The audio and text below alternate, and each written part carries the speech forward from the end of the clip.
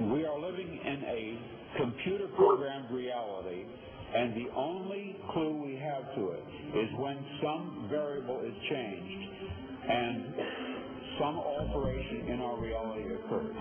We would have the overwhelming impression that we were reliving the present, déjà vu, perhaps in precisely the same way, hearing the same words, saying the same words. I submit that these impressions are valid and significant, and I will even say this: such an impression is a clue that at some past time point a variable was changed, reprogrammed as it were, and that because of this an alternative world branched off.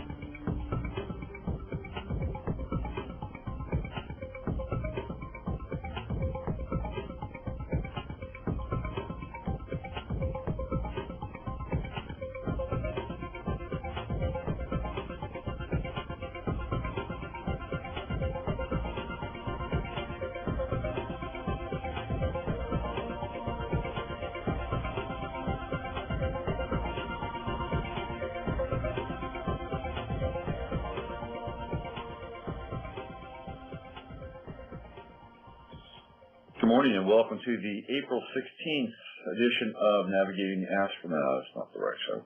Slapface, it's the Mashup. It's Monday. I'm Robert. I'm on Earth. You know, I did this thing last night, and I think I'm still kind of in a light state of recovery mode. So I have this friend. He's a high school friend. He's the only person I stayed in touch with from high school, by the way. I've not stayed in touch with anybody else. Part of this was mostly by design because, quite frankly, I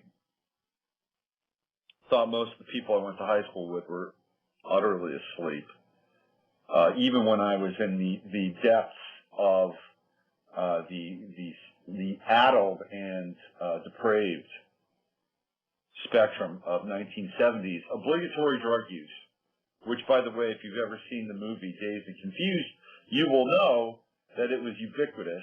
And then if you didn't smoke pot, or you didn't, pot, by the way, is such an old fogey way of saying weed, or dank, or bud, or ganj. But if you didn't do it, you were really kind of on the outs. It was a social filter.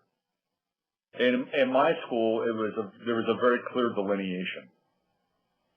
You either partied or you didn't party. If you didn't party, well, you were pretty square. And there were a few people who didn't party that somehow managed to maintain their unsquareness, which I think is actually pretty heroic in the face of the 1970s. But for the most part, the ones who didn't party were just really utterly square, and you wouldn't want to hang out with them.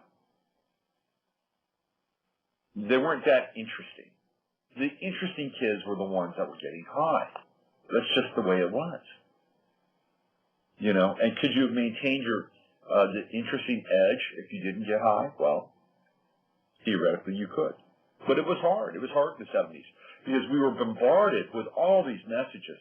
I mean, come on. You know, I used to be able to buy copies of High Times magazine. High Times magazine was the Playboy of weed. They had freaking centerfolds of, like, you know, these orgasmic buds. And you would look at these things like they were more than just, you know, they were works of art.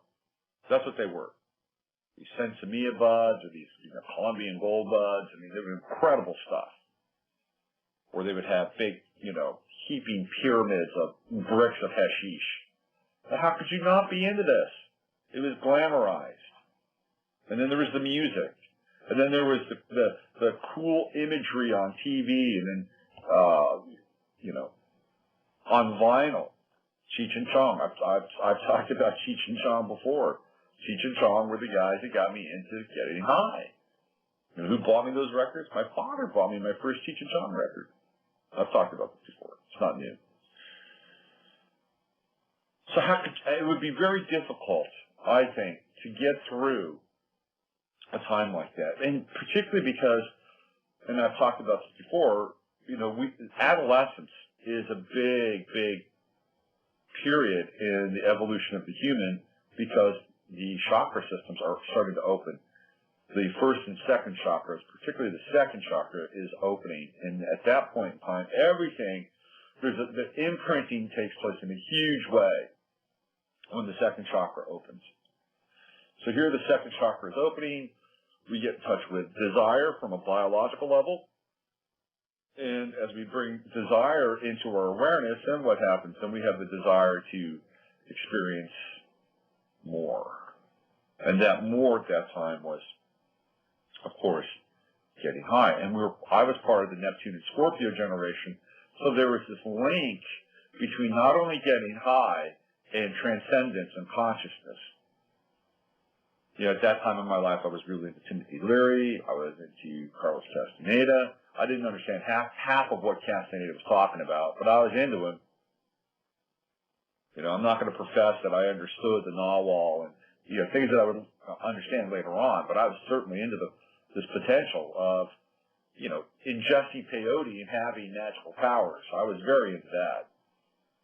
And I was very into understanding altered states of consciousness through LSD. Thank you, Timothy Leary.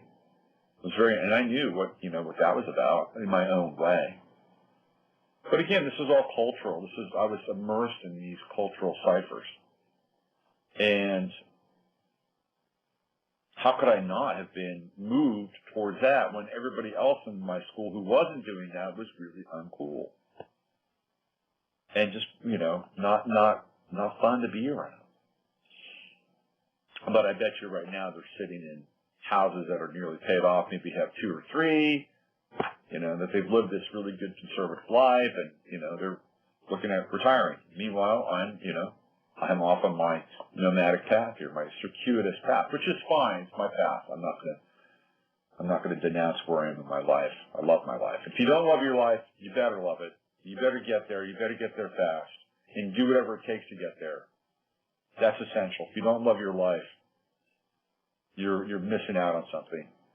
And it only takes one little thing to love your life, whatever that little thing is. It could be your kid. It could be what you do. It could be your body. It could be somebody that is a real support to you. It could be friends, your community. You know, figure it out. Because if you don't figure it out, that's where you get, that's the wobble. That's the wobble. So you've got to love your life. And I love my life. I do. It's not easy. I've chosen a life that's not always the smoothest path, but I love my life. I had, you know, I'll give you an example of my life. So on Wednesday, I picked up my kid, and he's sick. He's sick as a dog. And he had spring break, and he went to a baseball game. I talked about this on the show on Friday. But he rallied, and he came back.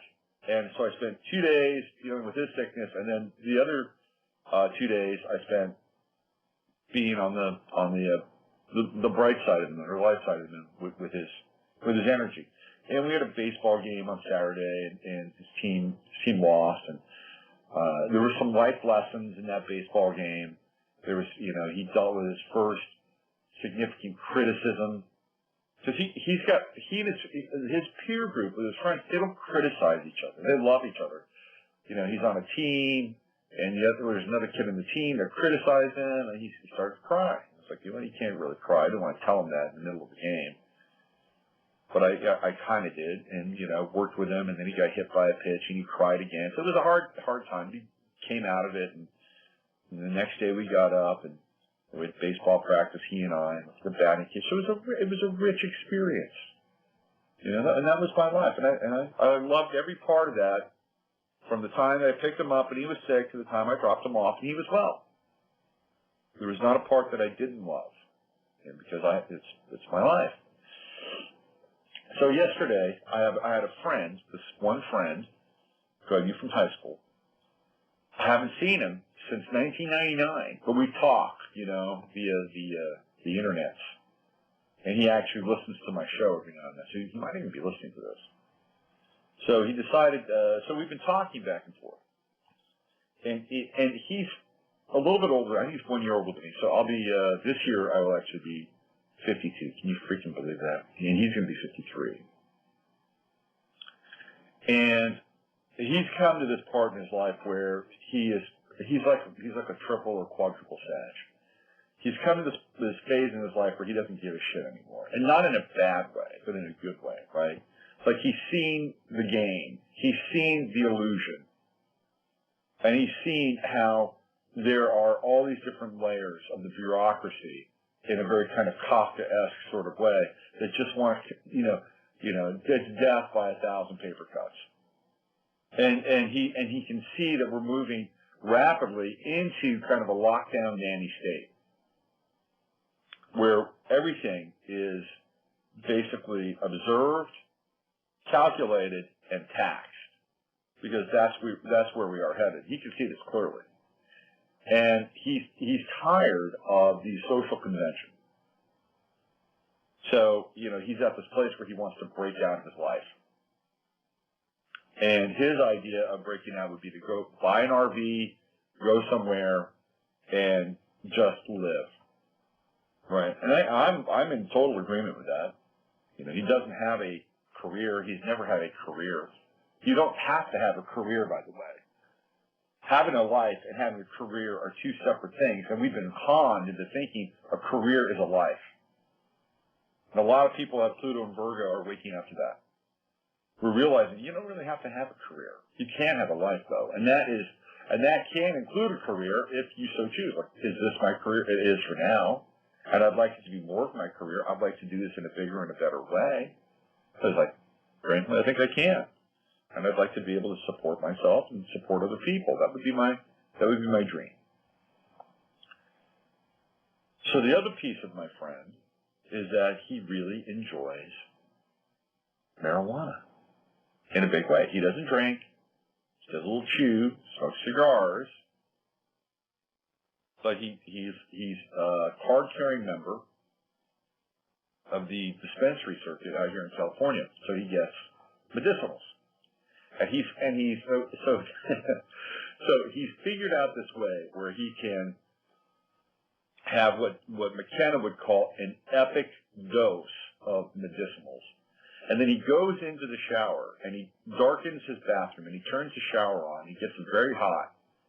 And he literally jumps dimensions in this state. And he's had some peak experiences. And he's told me about that. And I was like, well, that's great. That's fantastic. And these peak experiences are enlightening him about the Matrix. He's seeing the Matrix as he gets deeper and deeper into these peak experiences. So he's telling me about these things. And so I told him, hey, have you ever done a sensory deprivation tank? And he's like, no, what's that? And it's like, well, okay, let me show you. So I showed him a sensory deprivation tank, and there's a place not far from my house that has two of these.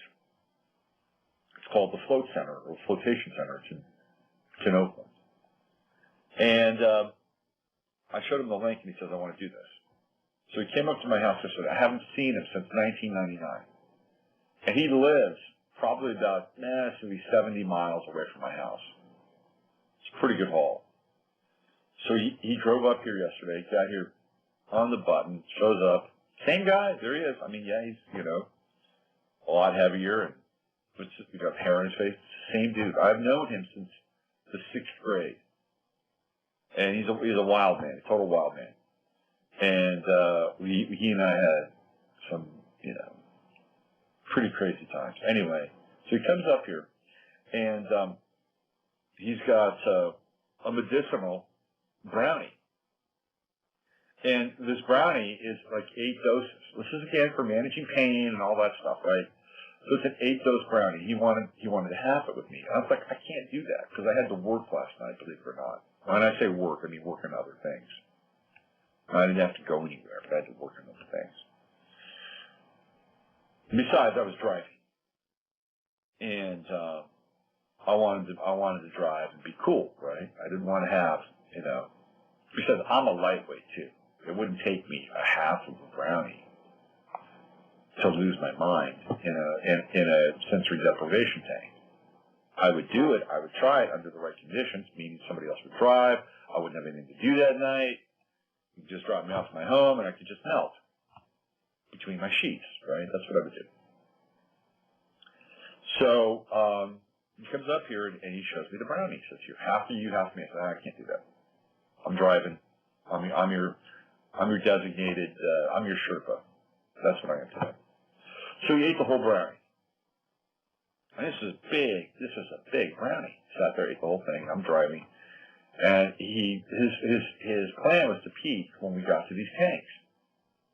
And he did. So he got in his tank. I got on my tank. In my tank sounds brownie. I enjoyed the hell out of my tank. It was a little, I would say, I've been there 4 times. And even though this might have been my least favorite experience, it was still a great experience. It was the first time that the tank kind of smelled funny. It kind of smelled like a gym for the first time. And it's probably because we were there at the end of the day. Now, what they do with these tanks is they flush these tanks. They have thousands of pounds of salt in the water, which keeps you afloat.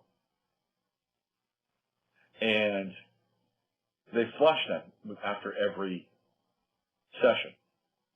So I don't have a problem with that, but it smelled a little gym-like in my tank for the first time. I've never experienced it before, but I got over it, got used to it.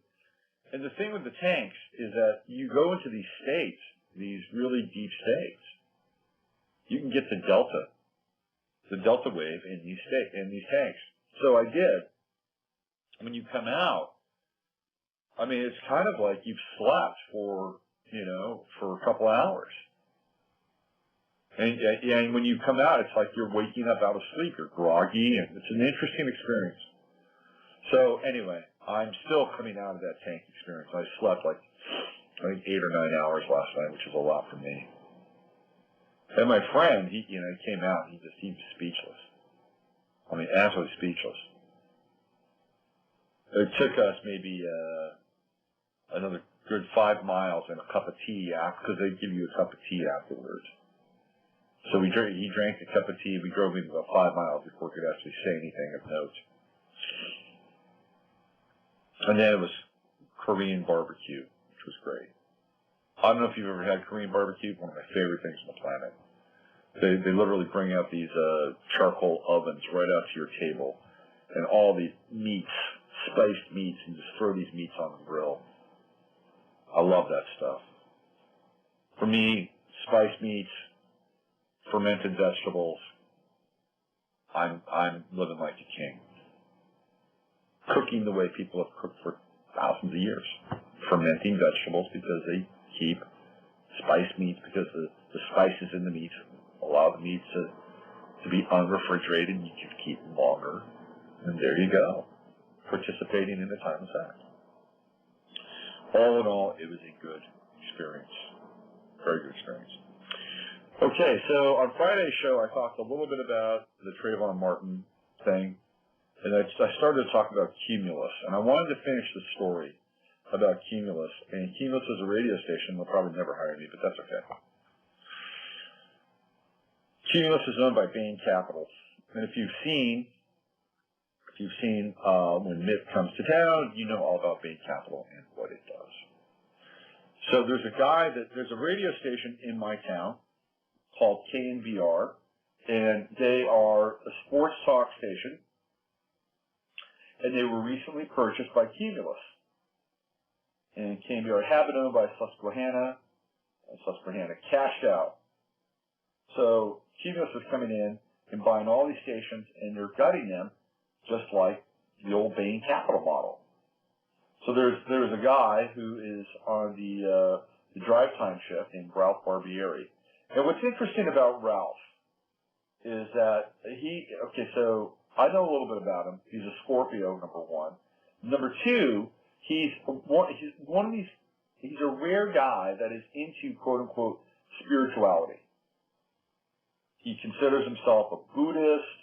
You know, he'll talk about religion on a sports talk show.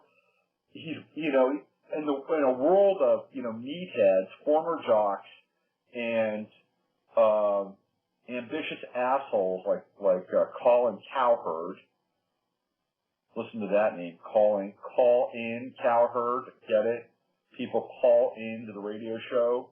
What are they? The Cowherd. That's his real name, by the way, Colin Cowherd. Call in, Cowherd, right now. Stampede right up to the phone.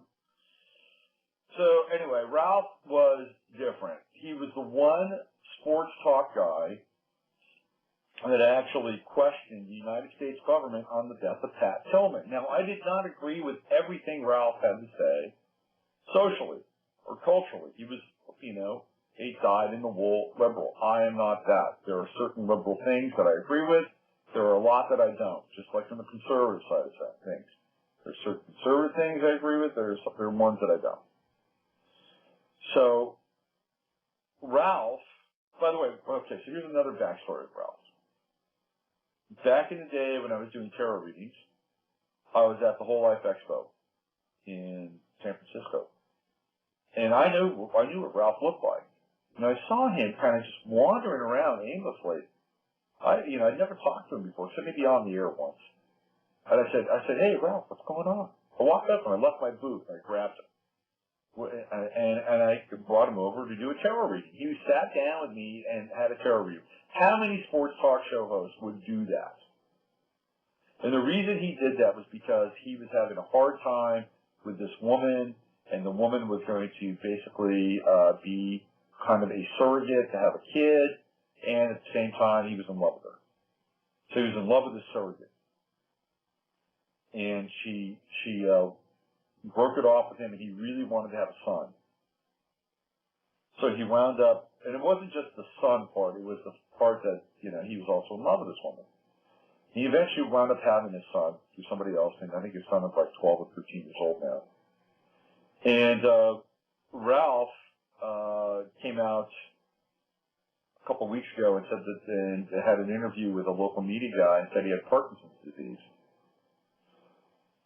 which is treatable, by the way.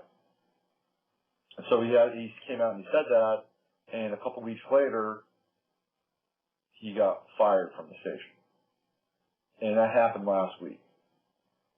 So and he made $300,000 a year. His contract was up in November. He'd worked for 26 years at the station.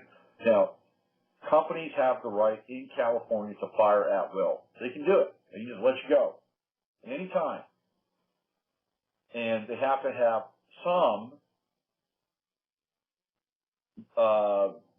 reason and some history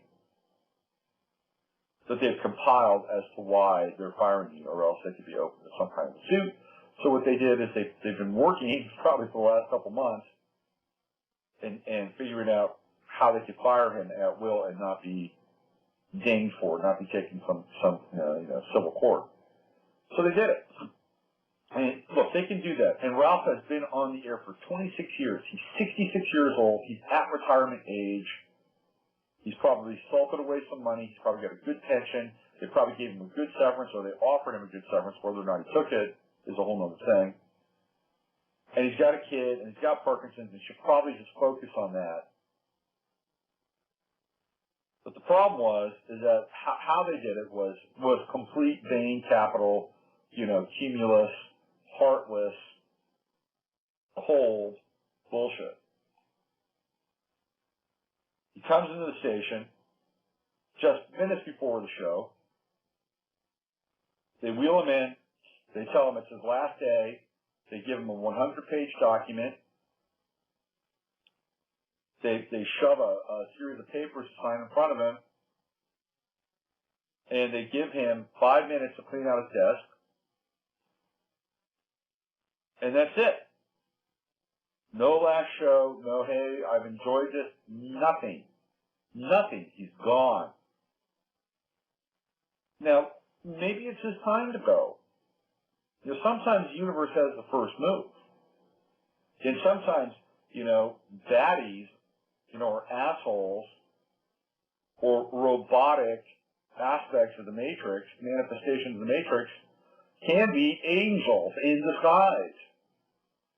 Okay? It's not always that cut and dry. Maybe they're freeing him up to do something else with his life that is much more compatible for where he is. Maybe he needs to write a book. Maybe he needs to get well. Maybe he needs to spend more time with his son. The universe isn't always positive and philanthropic. Sometimes it is negative. Sometimes it is malefic. And in that negativity, in that malefic nature, it will change our lives. And I'm going to knock on wood because, I'm at a point right now in my life where I'm rebuilding my life. And I get hit every now and then with some challenges, trust me.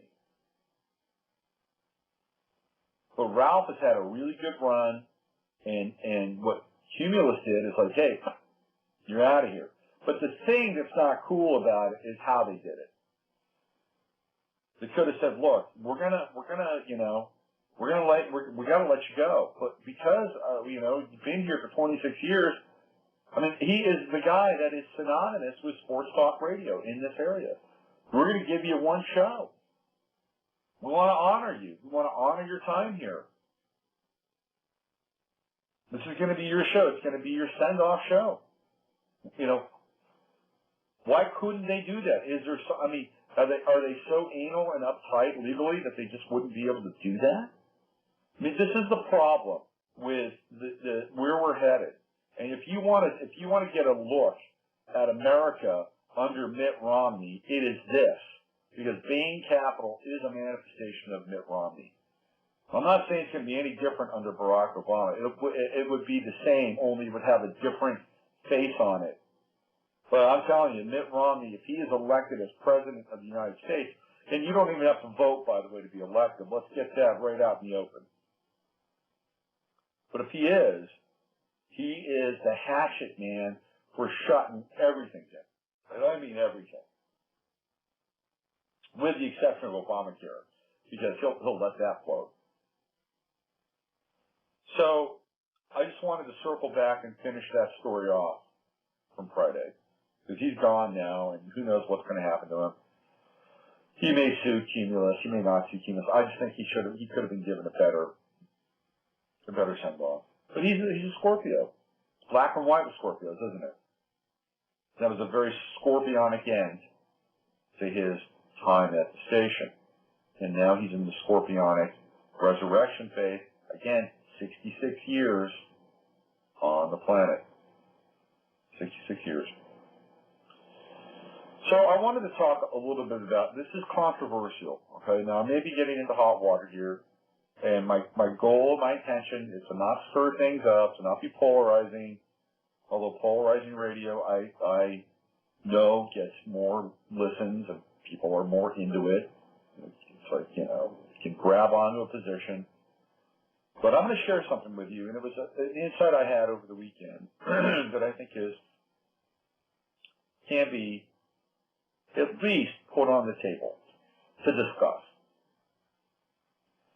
So every year, baseball season rolls around, and every year we get told about the story of Jackie Robinson. There's a day where everybody wears Jackie Robinson's number. I mean, it is really a big deal in baseball because Jackie Robinson broke the color barrier. Now, let's not be dismissive of the fact that he did that. That was not an easy thing to do. It was not easy at all. I mean, he had to face derision.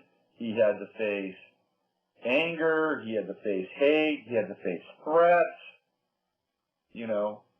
For a black man to play a white sport at that time, because if you don't know anything about history, there were white leagues and there were Negro leagues, and the Negro League players were exceptional, absolutely exceptional. Josh Gibson was the Babe Ruth of the Negro Leagues. So Josh Gibson played in the major leagues, been allowed to play in the major leagues, his statistical output would have been very close to Babe Ruth.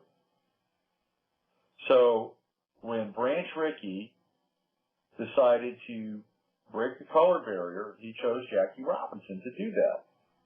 And Jackie Robinson did it because he was thick-skinned. And he was talented. Make no mistake, Jackie Robinson was a very talented athlete. And so he had to endure the insults and the hate and all those things. So I'm not whitewashing it. It took a hell of a personality and a hell of a character to be able to do that. But I believe that these traits are not endemic to race. These traits are human traits. Every year what happens is we bring this up with Jackie Robinson and remember, you know, the racial divide. And we remember, we summon the ghosts of racism every year when when baseball season rolls around. Every year.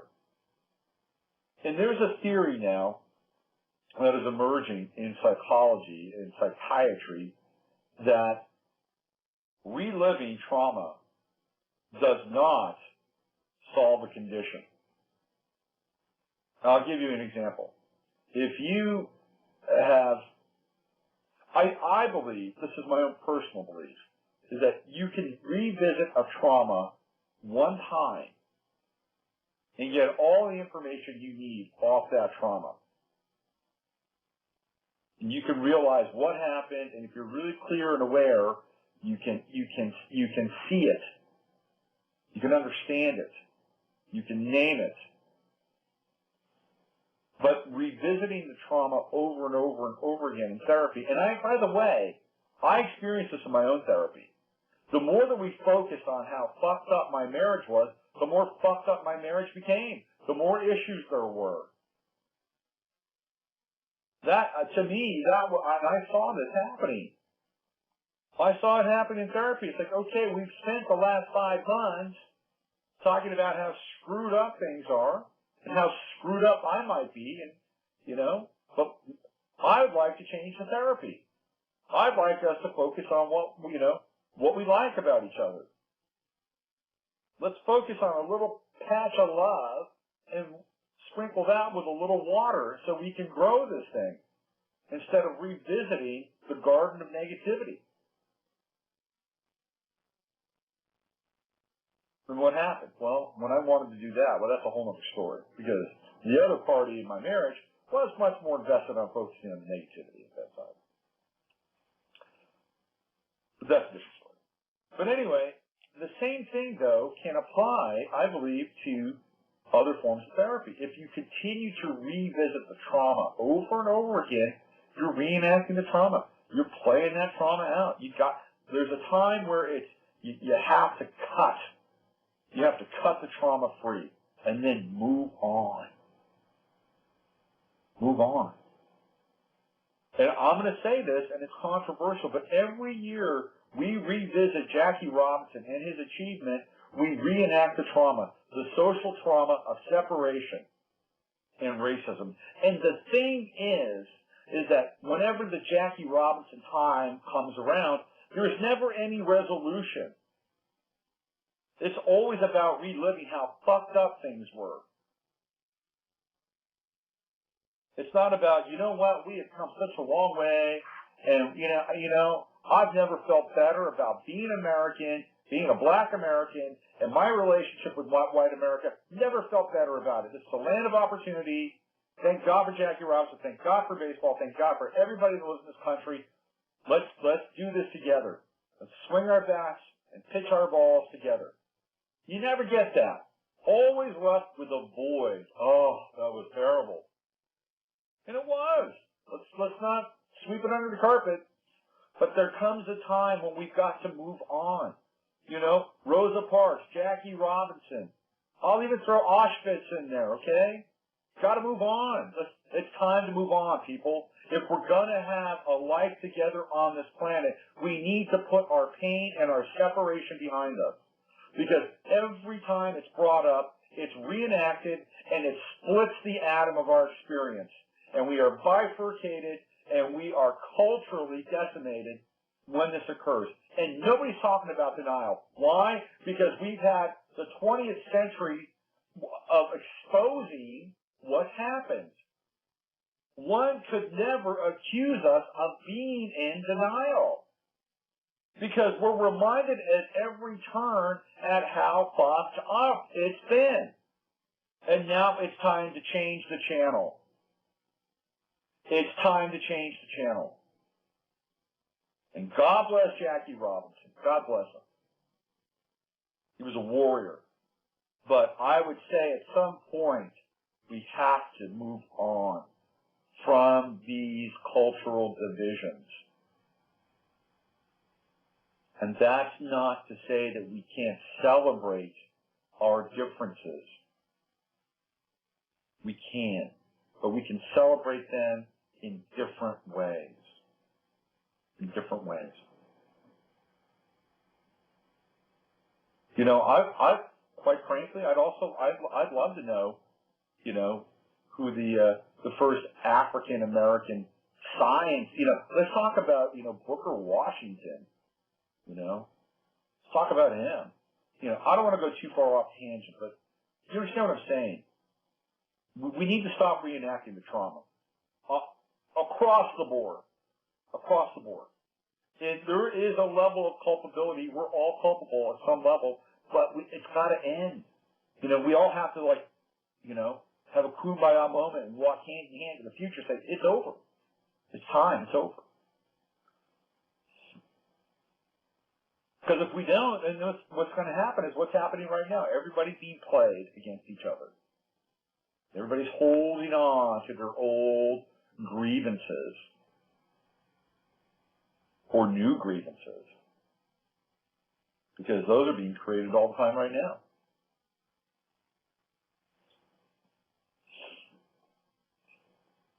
And if I've alienated anybody, I'm sorry. It's not my intention.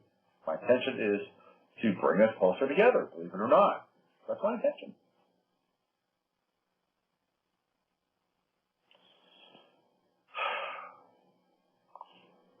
I've been having a rodent issue in my house. When I say rodent, I mean a rat. Had a rat in my house. And having a rat in your house is kind of a disturbing thing on some level. Mice are kind of cute. Rats are not cute. Even though I owned a rat. Somebody wants to call in. I'll tell my rat story on the backside of this call. Let's see if they want to talk. It's rare when I get a call, but I'll take one. Hello, you're on the air with Robert. Hi, I'm just listening. Oh, Hi. Okay, I'll put you back on hold. Thanks for listening. Okay, thanks. All right. All right, so let's talk about my rat. I used to have a rat when I was a kid. Love that. Well, love that animal. It was a great pet, and I am a rat in the Chinese astrology. I'm a metal rat. I like being a rat. I enjoy my rattiness. I do. You know, I do. There are certain things about being a rat that I really like. I like going to the canned food outlet, the grocery outlet, and finding really cheap groceries. I get off on that. I love it when they hand me that little receipt at the end that says, you saved $25. That's great. I love it. You know? So, anyway, I like being a rat. I don't have a thing against rats. But having a rat as a domesticated animal and having a rat as a wild creature living in your home are two very different things. There's kind of an invasive quality about having a rat. So, and rats, by the way, are very smart. You can't just put a trap down and expect that rat to walk into that trap. You can't do it. They're too smart. They are just way too smart. So, here's what I had to do. I literally had to, like, seal off every potential source of food for this rat. That's what I had to do. Every potential source of food. and I sealed it off. So what did the rat go after? I'm thinking I got it all, right? The rat found my Epsom salts for my baths. And this is not an easy bag to gnaw into. It's one of those kind of mylar, sort of aluminum, plasticky kind of bags. He gnawed into this bag, he or she, I don't know what it was, and started to eat my Epsom salts. The rat was eating salt because I cut off the food source. When I found the Epsom salts, I was like, got to take that out of there. So now there's nothing. And I've had this rat trap in my the lower part of my house for a couple of weeks now with some almond butter on it. It's just sitting there. And I eliminated all the food sources. And once I did that, guess what? The rat was really hungry and finally decided to go for that almond butter on trap. Walked down yesterday morning, and the rat trap had done its job. I removed it. Hopefully my problem has been abated. And I thought about it. Well, what does this mean? What does it mean in terms of the big picture? Because I'm always thinking about the big picture, right? How does this relate to consciousness? Because it's got to relate to consciousness on some level. And I thought to myself, the rat is the matrix. If we want to change, okay, let me back up. So the first thing I thought was, if you wanted to, and this is an age-old tactic, by the way, I didn't just stumble on something new. It just reminded me of the fact that if you want to really decimate a culture, or you want, quote-unquote, regime change, what you do is you starve a country out. You have sanctions, like what they're doing with Iran, or what they did with Libya, or what they did with Nicaragua, or what they did with Panama. Sanctions. And then you starve the people out, and then what the people do is they begin to turn on their leader because they don't have any food. And then they get violent, right? Then they bring out the guns. And then the leader has to quell the revolution or the revolt. And then once they begin to quell the revolution and the revolt, well, they're demonized. Look at what a piece of shit that guy is. He's vile. He's the new Hitler. Let's go get him. And all they're doing is responding to the uprising that's taking place in their country due to sanctions, which cut off food, which make people hungry, which make them want to revolt. Pretty simple stuff, right? You cut off the source of food, and then people have to go and do something different. Just like I cut the source of food off for this rat, he had to do something different, and lo and behold, it was a trap. So I thought about, well, okay, how does this pertain to the quote-unquote matrix, or how does it pertain to the world around us? Because we see the world around us. We see it lining up in ways that we don't like. Every time I go on the internet now, it's like Obama's passed a new executive order. And it's related to either freedom or lack of freedom or, storing food or FEMA camps or snatching Americans, rendition. And I'm seeing this shit all the time. I'm thinking about, well, how do we deal with that? We see chemtrails every day. There's chemtrails. How do we deal with that? How do we deal with these things? Nobody in Washington is going to pick up the phone and say, hey, you're right. This is not fair. I'm going to go do something about this. They're not going to do that. Disabuse yourself of that. Those people, they're lost. We've lost them. We lost them years ago. They're not our representatives, okay? So they're not going to do it. Take them out of the loop. So if they're not going to help us, well, who can help us? Corporations? No, they're not going to help us. Look at what happened here in San Francisco with Ralph Barbieri and Cumulus. They're not going to help us. The only thing they're going to do is fatten their corporate coffers They're going to make their shareholders and their board members happy, and they'll do it at any cost. Corporations know no boundary. They have no morality. None. The only thing that they ascribe to is a ledger sheet, debits and credits. Debits and credits. At the end of the day, that's all we are. You're either a debit or you're a credit. So if the corporations aren't going to help us, and the politicians aren't going to help us, well, who's left?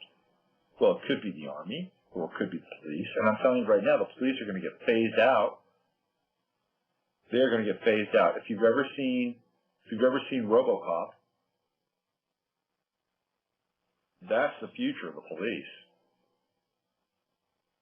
So all these people in law enforcement right now, their jobs, if everything went according to plan and just unfolded the way it's theoretically supposed to unfold, they'll be out of work in 15 to 20 years, trust me. Their jobs will be completely automated. Completely automated. Security will be automated. So they'll be right now they're participating in their own demise. By embracing all these new forms of technology, they're participating in their own demise. So would these people help us? I don't know. So what's left? How do we deal with this? How do we confront the beast? The rat. How do we confront the giant rat in our consciousness, in our lives, that's eating away at our reserves? Because that's what that rat was doing. It was eating away at my reserves. And it came to me that what you do is you starve the rat. And what I mean by that is that you can't give that rat any ingress into your life. Okay? You can't. What does that mean? It means unplugging. We've got to unplug. We have to unplug. We have to unplug from systems. It's the way. It's the only way we can do this. We have to unplug from the media. That is the most vital thing that we can do. Now, you can try to get some news, you try to keep up on things, but you can't get played by it. You can't. You got to unplug from shit like American Idol or X Factor or Survivor or America Can Dance or the next great dance star. You got to unplug from that. The next great porn star. Just trust me, that'll be coming too. Next great porn star. Got to unplug. We have to unplug from these channels. Because now we're not feeding the beast through our attention and our awareness. Now, we could remain conscious. We're not putting our heads in the sand. Nobody's saying that, but you have to unplug fundamentally. If you support any kind of, I hate to say this, fast food, I don't do fast food anymore. I stopped. And trust me, I had a Major Jones in my life for Jumbo Jacks. I used to love the Jumbo Jack. I don't do it anymore. Fast food, you gotta say, c'est la vie. Processed food, c'est la vie. It's about reclaiming your life, but it's about unplugging from these other extensions. And the more that we can unplug from these extensions, the less power they're going to have over us in our lives, and the more power that we're going to reclaim. And so if we unplug and unplug and unplug and unplug and unplug, well, guess what? The rat will show itself. The rat will show its head, and then we will see the rat. We will see the beast once we unplug. And we'll see it in our own lives because we'll notice it. Say, oh, I used to watch that, Jesus Christ, or I used to eat that, or I used to listen to that, I used to believe this person. And now, what do you have? You've got something very different. And redefining reality after you've unplugged from these things is very important. It's an interesting experience. It's like a now what? Once you take the cords of attention and just rip them out of you, then what's left? Then what do you do? Kind of what the Matrix is about on some level. Then what do you do? So if we want to catch the rat, we need to starve it. And we starve it by unplugging our attention from its tentacles. That's how we start.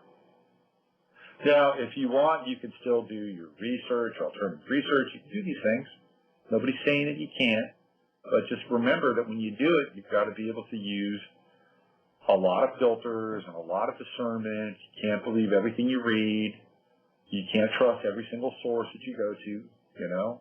You just can't. You have to figure it out for yourself.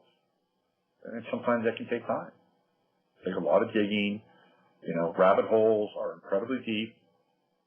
They're very deep. You can go there, and sometimes it's really worthwhile to see how deep this stuff goes. And it may turn your stomach when you do it. But ultimately, just like Jackie Robinson bringing it all the way back, you've got to move on.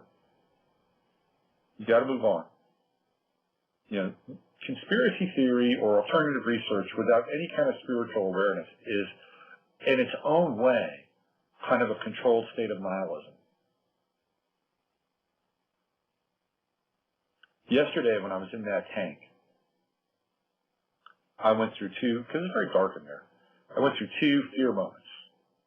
And the first fear moment was, it was about, because I've been to this place before. I know this place. And they would not do anything. It's a legitimate business. It's, you know, insured for $1 million, so it's not going away anytime soon. But I had this really dark thought about somebody locking that tank up on me and being trapped inside that tank. And I had that moment for about 20 seconds. And then I went past it in my mind. And that, in a lot of ways, is kind of, you know, the outgrowth of conspiracy theory or alternative research, because it breeds a certain amount of paranoia. And I had to address that in that moment, right? So, just, you know, if you're going down this path, and I don't say it's a bad path to go down. I think everybody should get a handle on alternative research or alternative history, because it's not the way it's been unreal to us. Just it's not. And once you get a sense of it, then you can use that as your gauge, you can use that as your baseline, and you can begin to create something different. And if enough of us understand that, we can all move on together. Because the more that we hold on to it, we're coming back to that Jackie Robinson moment. We're coming back to that social trauma. We're coming back to that thing that keeps us stuck and repeating over and over and over again the sins of our fathers in our own way. So there's a time to move on. There's a time to integrate. We need to integrate more than anything. So there was more I wanted to talk about today, but I'm not sure how much more I want to talk, or if I want to do that. So what I'm going to do is I'm going to play some music, and because I've only got I've got 6 minutes left in the show. Is there anything else I want to talk about? I don't think so. So I'm going to play some music. I'm going to hang out in the chat room for a little bit, and I think I'm back on. Let's see, what's Wednesday? Wednesday is the 19th. Yeah, I'm back on Wednesday for navigating the astrological matrix, which was great, by the way. I absolutely loved being back on the air last Wednesday. It was fantastic. It gave me a renewed sense of purpose in my life, which was much needed. I was getting very down, you know. I was getting depressed that I wasn't doing the Wednesday show. And part of what we have to do is we have to notice.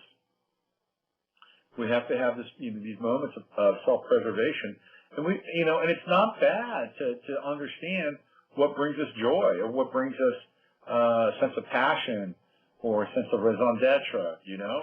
We got to have these moments. It's like, you know what, that Wednesday show brought a lot to my life. I enjoyed it. I didn't realize how much I enjoyed it until I wasn't doing it. So I'm thrilled that I'm doing it again, and I'll be back this Wednesday to navigate the astrological matrix. And then Friday, of course, is the Far Friday show. And, we'll talk about whatever. Okay. So what I'm going to do is I'm going to play a little music. I'm going to hang out in the chat room. And let me play Great Big Water. This is Alma Desnuda. You can go to their website, Alma Desnuda, Great Big Water. Let's play this. I'll hang out in the chat room for a little bit. And I'll see everybody on Wednesday. Use your head to discern what's real, your heart to stay open to what's possible. Thank you for joining me. You've been Nashed.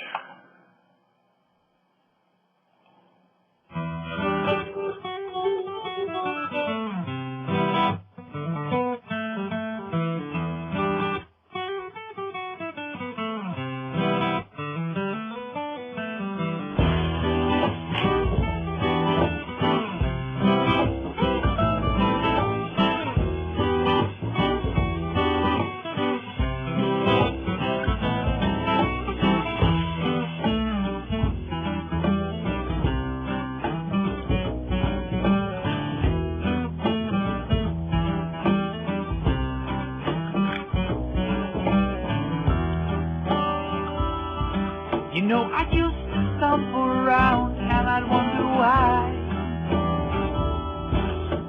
questioning the moon, the stars, the sky. And then I saw the truth, all this pain was just in my head. I thought I better stop living, 'cause soon I just might be dead. Oh, a great big water flooded me. I became just another drop in the big gigantic sea. And through all this pain, confusion, I've been slipped, and my soul felt lighter, so I thought I'd write this funky and rip.